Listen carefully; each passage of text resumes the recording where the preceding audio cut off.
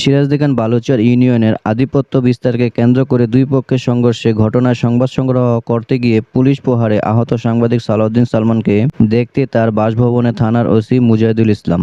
বুধবার সন্ধ্যায় সিরাজদিখান থানার ওসি ও সিরাজদিখান প্রেসক্লাবের সভাপতি মোহাম্মদ মুক্তার হোসেন, সাবেক সহসভাপতি KN ইসলাম বাবুল, সাবেক সভাপতি ইমতিয়াজ উদ্দিন বাবুল, সাধারণ সম্পাদক আব্দুল্লাহ মাসুদ, সাংবাদিক নাসির উদ্দিন, সাংবাদিক HI লিঙ্কন সহ প্রেস ক্লাবের সদস্যরা তাকে দেখতে আসেন। এমন সময় তারা সিরাজদিখান প্রেস ক্লাবের সহসভাপতি সালাউদ্দিন সালমানের শারীরিক অবস্থার খোঁজখবর নেন। সিরাজদিখান থানার ওসি মুজাহিদুল ইসলাম বললেন, ভুল বোঝাবুঝির কারণে অনাকাঙ্ক্ষিত ঘটনাটি ঘটেছে। সকল সাংবাদিকদের সামনে দুঃখ প্রকাশ করে সহমর্মিতা প্রকাশ করেন।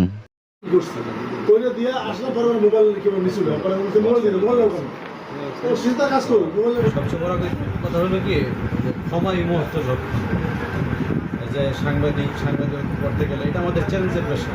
বাইর খাবো, তারপর আমার একটা ফুটেজের জন্য যাইতে হয়, যে আমি জানি যে এখানে গেলে আমি মরবো, তারপর আমরা ওই কাজগুলো করি।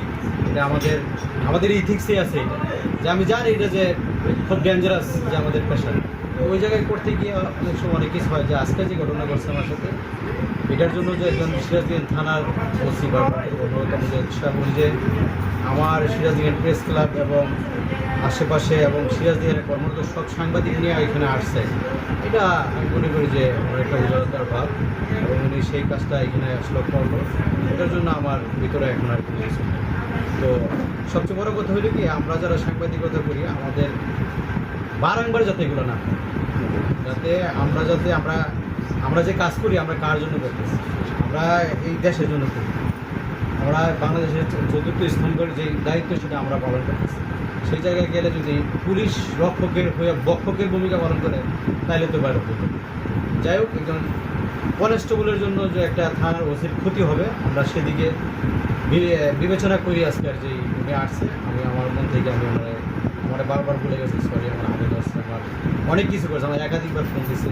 শুধু ওসি না, এই উপজেলার ঊর্ধ্বতন কর্মকর্তা থেকে শুরু করে সবাই এই বিষয়টা নিয়ে অনেক বহু পর্যন্ত গেছে। আমরাও ইচ্ছা করলে অনেক কিছু আপনারা করতে পারবেন, যেহেতু আপনারা সাংবাদিকতা করেন, আমার সহকর্মী, আর আপনারা আমার জন্য এটা করবেন আমি জানি, যেহেতু আমি আপনাদের জন্য করি। আর আমাদের এইটাই করা দরকার যে আমরা যেখানে আসি কর্মরত সবার এগুলো করতে হবে। তো আজকে যে ঘটনা করছে, এটার জন্য ওসি সাহেব নিজে দুঃখ প্রকাশ করছে, সরি বলছে, আমার বাসায় আসছে। এর চেয়ে বড় আর কিছু নেই। ক্ষমা মহত্বের লক্ষ্য, সেই ক্ষমায় আমি দিয়েছি। ধন্যবাদ।